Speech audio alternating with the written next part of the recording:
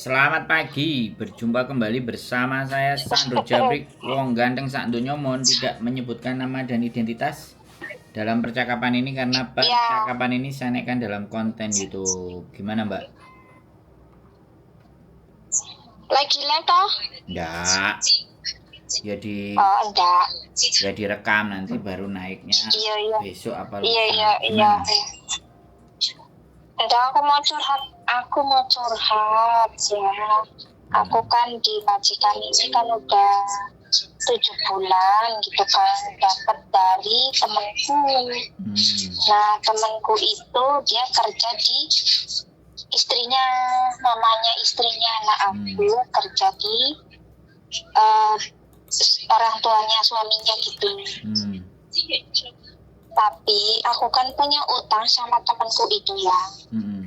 Kata temanku, kataku kan nanti kalau gajian gitu. Pas gajian, bosku telat ngasih gajian.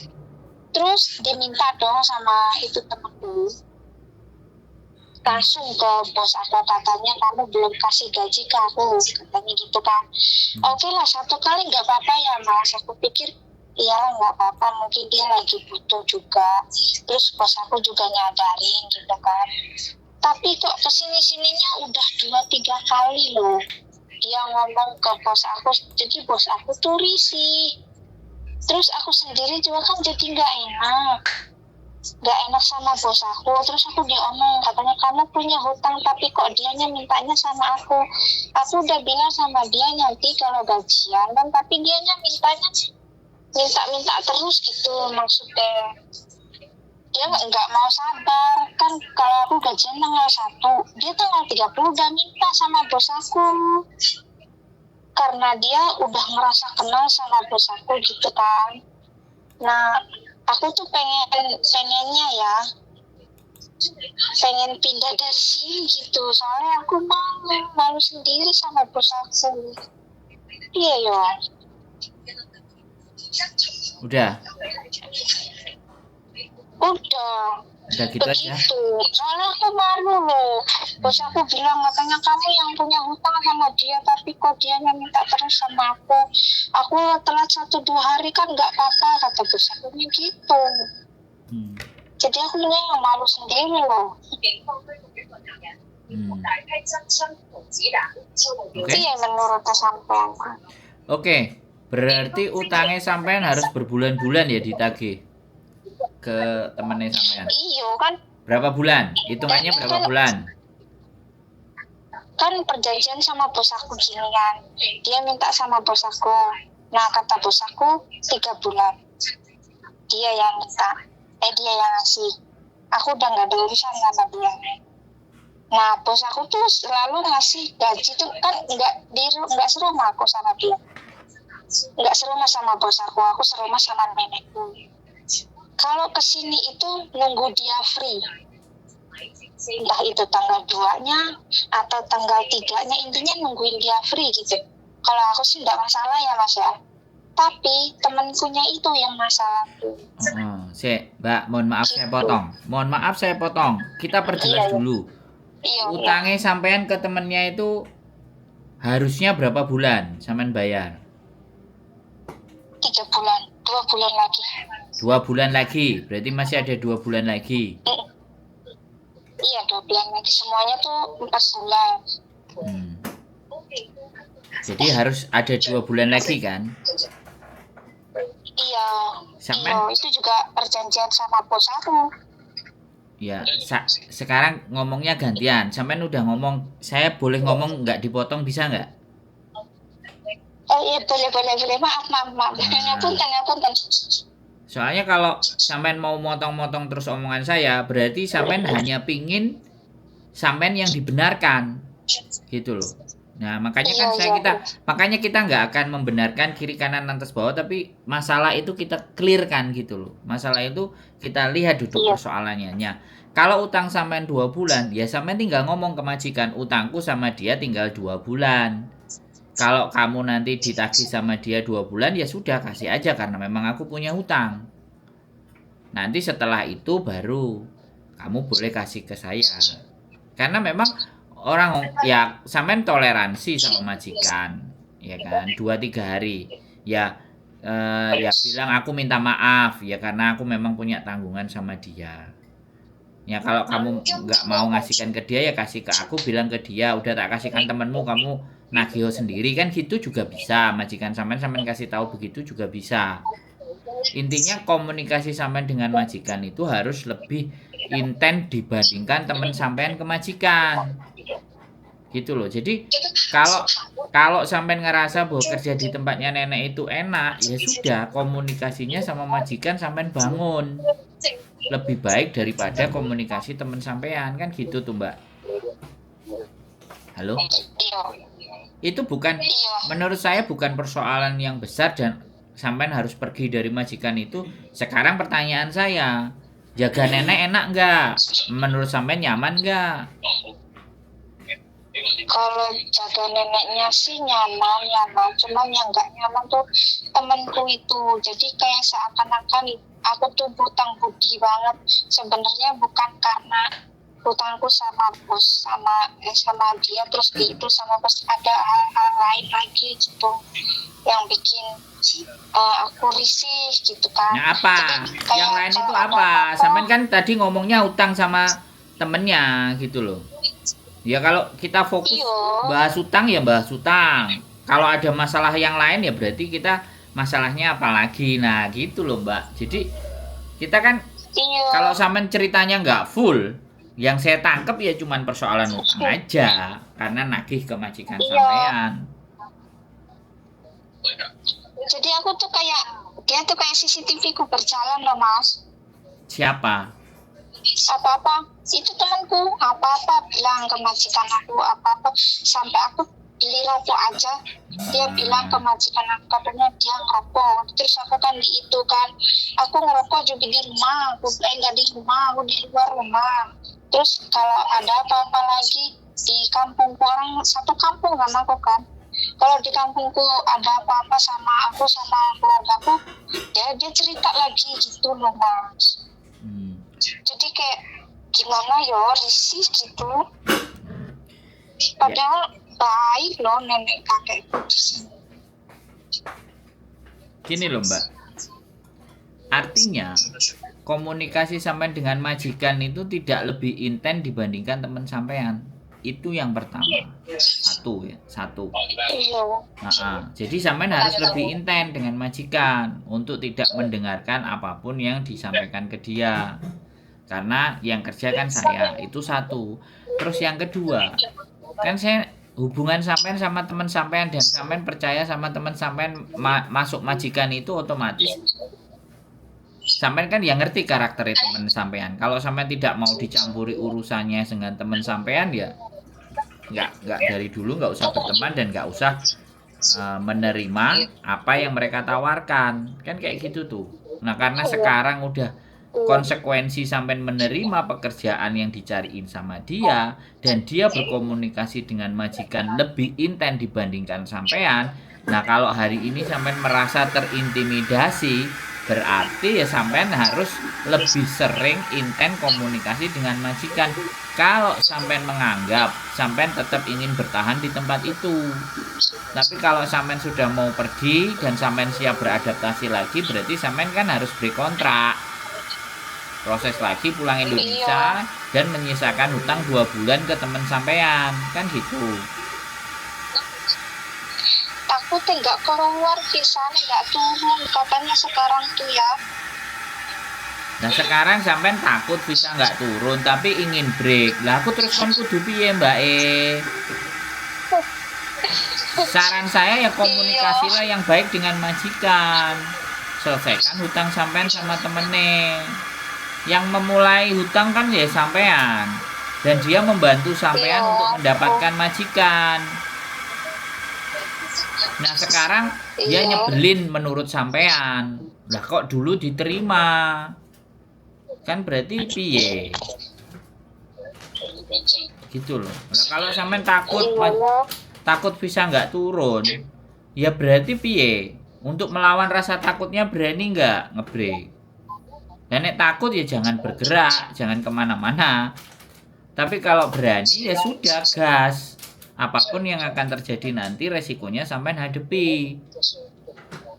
Gitu loh. Jadi kalau menurut pandangan saya, sekali lagi menurut pandangan saya dari ceritanya sampean, teman sampean itu menurut saya membantu sampean, menurut saya. Dan dia nagih ke majikan itu bagus karena orang Hongkong selalu begitu. Nek bisa dipending bisa dipending sehari, dipending 2 hari, 2 hari, dipending 1 bulan malah nggak digaji, itu ada. Orang Hongkong memang begitu, ya wajar. Kalau dia mengingatkan hutang ke majikan itu nggak ada masalah untuk gaji. Kita mau gaji tanggal 5, kita minta di tanggal 1 itu nggak apa-apa. Supaya dia nanti halo, jadi bukan sungkan, nggak perlu sungkan. Hongkong nggak ada sungkan-sungkanan. Orang gajiannya tanggal 30, telatnya tanggal 3, ya telat 2 hari. Ya nggak apa-apa walaupun peraturan labor itu 7 hari. Tapi ya nggak apa-apa, kita itu meminta hak. Kalau sampean nggak mau teman sampean yang minta, kasih tahu temennya, aku yang minta sendiri ke majikanku, kamu nggak usah. Please untuk hal ini kamu nggak usah ikut campur dengan majikan. Yang penting aku bayarin utang kamu kan kelar. Sampean kan juga bisa ngomong kayak gitu sama teman sampean. Terus sampean bisa. Aku di blok kabeh loh Mas. Kenapa? Wis di blok. Ya sudah, kalau di blok berarti kan sampean sama teman sampean ada persoalan. Dan aku persoalannya yaitu tadi sampean ngomong yang masalah keluarga diomongin, yang diomongin satu kampung dan semuanya. Sekarang kalau sampean diblok sama dia ya ndak ada masalah. Ya sampean tinggal ngomong aja ke majikan, "Msai legoy." Gak usah peduliin dia. Kalau perlu nomornya dia kamu blok. Kamu ngubungi aku aja. Jadi bayarannya kasih ke aku aja. Kan bisa ngomong kayak gitu ke majikan sampean. Benar nggak? Iya sih Mas. Aku mau sungkan loh. Sampai 3-4 hari juga aku is oke lah. Soalnya aku udah lama di sini nggak pernah gitu minta apa namanya gaji. Ya udah ngomong ke majikan. Mulai goy blokin nomornya, selesai. Bisa nggak sampean ngomong ke majikan? Kok wangel temen sih ketoke? Insyaallah bisa. Ngasih solusi sampean itu kok wangel temen. Jadi gini, kalau orang ngomong ke saya terus minta dibenarkan pemikirannya dia, sama saya nggak bisa, Mbak. Saya juga punya cara berpikir sendiri terhadap masalahnya sampean. Nah, makanya kita diskusi mana yang menurut sampean boleh diambil. Jadi saya tipikal orang yang nggak bisa dipaksa untuk mengiyakan apa omongannya orang. Nah, itu bukan saya, Mbak. Kalau menurut logika saya masih nggak nyambung, ya saya tetap akan bicara tidak. Makanya saya nggak bisa disuruh membenarkan. Saya punya cara berpikir sendiri. Makanya saya selalu bilang, monggo kalau mau berbagi diskusi. Tapi kalau ingin diselesaikan sendiri nggak apa-apa. Kalau menurut saya, persoalan sampean itu so simple. Kasih tahu majikan, gaji ke saya, blokir nomornya dia. Selesai urusan. Iya enggak? Iya ya. Ya bismillah ya. Iya. Terus sampean kalau udah apa sekali lagi udah terima dan hutangnya harus dibayar ya sudah. Entah sosial medianya, entah saudaranya, entah siapa, entah sampean kan tahu rumahnya, ya sudah selesai gajian balikin hutangnya 2 kali. Sudah selesai itu urusan kelar. Jadi jangan memperpanjang persoalan yang harusnya masalah sampean itu pendek. Anak-anak itu kadang-kadang begitu. Sungkan, takut. Aku malu, iya aku sungkan, takut, malu. Mana ada Hongkong sungkan, takut, malu. Butuh yang ngomong. Mau ya minta. Kalau semuanya hanya didasarkan sungkan, malu, ya kelar Mbak hidup sampean. Ya kayak gini isinya. Darah zigzag. Pikirannya tersiksa dengan sendirinya. Bingung aku dari kemarin. Nah, sekarang habis selesai ngomong dengan saya masih bingung nggak? enggak, bismillah mau tak omong majikanku, Nah, apapun keputusannya gitu tak loh. terima. Yo mohon makasih yo Mas yo. Ditonton Mem kontennya. Yuli. Ditonton kontennya yang Nonton dalam-dalam. terus aku. Nah, biar sampean semakin oh iya.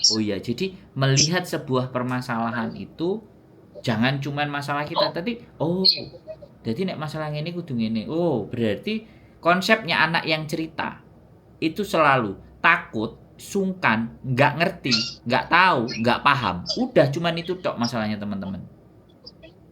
Terus nek dikei Iya. pemahaman, ngeyel, pinginnya karpe DE sing diiyani. Oh, tunggu dulu, tidak bisa begitu kalau sama saya. Iya.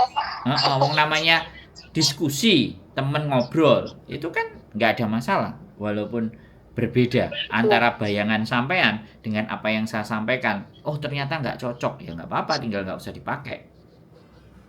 Tapi, oh iya masuk akal juga ya yang diomongin sama Sandro. Oke lah tak coba deh. Nah, itu juga boleh. Nggak play iki Sandro. Ternyata aku gak dianggap benar menurut DE aku sing salah. Gak asik. Ya sudah, matiin HP. Selesai. Nggak usah tonton lagi. Tapi ada beneran juga no Mas Andro tuh. Dulu. Jadi aku berani speak up ke bos.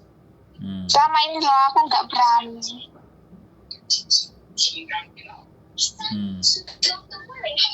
Selama ini aku nggak berani, biarpun itu gajian telat berapa hari juga. Di rumah udah ngoceh-ngoceh nggak berani aku ngomong. Bismillah lah sekarang mau berani. Iya, harus begitu. Ya kan? Ya, memang. Ya udah, makasih Mas Andro. Ya. Iya. Sehat selalu ya. Semangat. Iya. Wes jangan makasih ribut. Ya Mas Andro sama Yuli. Ya, jangan ribut sama temennya. Tetap semangat, oke?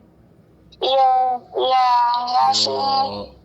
Oke, bye-bye. Assalamualaikum. Bye-bye. Waalaikumsalam. Oke teman-teman semuanya, sungkan, gak enak, takut. Kalau itu tetap sampean pakai di Hong Kong, wah ya tersiksa, yang ada tersiksa. Pikiran sampean tersiksa, terpenjara. Jadi untuk bergerak itu tidak bisa. Bojoku kok wis mapan le. Kok iso. Jadi kayak gitu ya teman-teman. Tidak ada sungkan, tidak ada. Ya harus berani dan membiasakan untuk ngomong sama majikan. Komunikasi dibangun dengan majikan. Pahami karakter majikan, ya, ketahui pola-pola waktu majikan. Kapan kita ngomong enak, kapan kita tahan omongan kita. Nah, itu sampean yang ngerti, sampean yang ada di lapangan. Jadi kalau pas dia lagi marah-marah, lagi nggak mood, kemudian sampean ngajak ngomong, kelar hidup sampean. Tapi kalau dia udah lego, semuanya simpen. Tapi ada tipikal majikan mau dia lagi marah, mau dia lagi capek, dia lagi gelo, pingin ngomong aja. Karena tipikal orang Hongkong kalau menurut saya ya, sekali lagi ya, ini boleh dievaluasi atau dikritik atau dikasih masukan kalau saya salah ya. Habis marah ya kelar, selesai. Ya ada dipikir lagi. Kitanya yang mikir kebanteran sampai dimarahin jadi nangis. Gak ada itu di Hongkong. Udah selesai ngomong darder selesai ya sudah.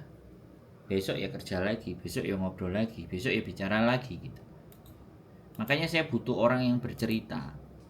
Butuh orang yang memang mempunyai karakter majikan yang darder udah kelar, udah selesai. Jadi kalau itu berbicara, mbaknya yang berbicara bukan saya yang ngomong, kan kalian akan mengambil sebuah nilai. Gitu. Tapi kalau sampean takut, sungkan, gak enakan. Kalau gak iso boso, it's okay, belajar. Belajar kalau gak iso boso, belajar. Ada Google Translate, ada semua bisa baca tulisan.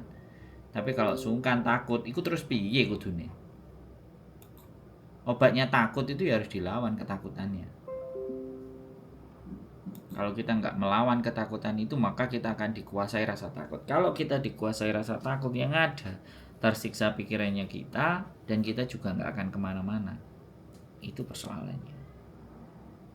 So, buat teman-teman semuanya, sekali lagi, kaki sudah diinjakkan di Hong Kong, pahami masalah, ketahui persoalan harus seperti apa dan bagaimana, banyak-banyaknya lah belajar dari mana? Membaca, dengerin konten, melihat situasi dan keadaan, ya. Belajar tidak harus di sekolah, belajar tidak harus di les-lesan, ya.